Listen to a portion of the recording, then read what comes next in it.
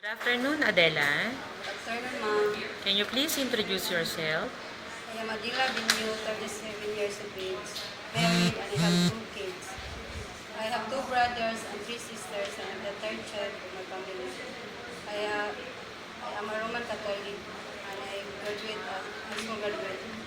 Okay. Why do you want to work in Hong Kong? To have a better future of my family, especially to my two kids. Okay.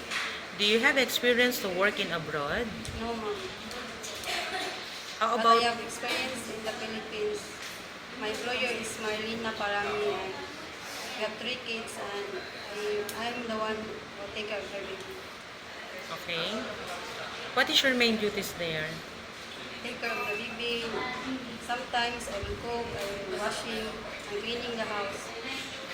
Okay. Do you know how to take care a newborn baby? Yes, ma'am. How about the sick elderly people? Not yet, ma'am. Okay. I will ask you some question. If your prospective employer cannot provide you Sunday off, is it okay for you? Yes, ma'am. Any kind of drug, food, or detergent you have allergy? No, ma'am. Are you afraid of pets like dog or cat? No, ma'am. Are you prepared to follow your employer's rules and regulation? Yes, ma'am.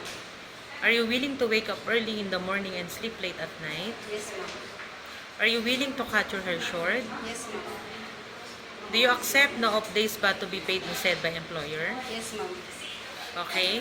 What are the qualities of being good domestic helper? I am honest, responsible, hardworking, and trustworthy. Okay. Do you have any message to your prospective employer? Go this, sir, ma'am. If I will choose me, I will promise I will do my best and follow the rules and regulation. Hope to see you soon. Thank you.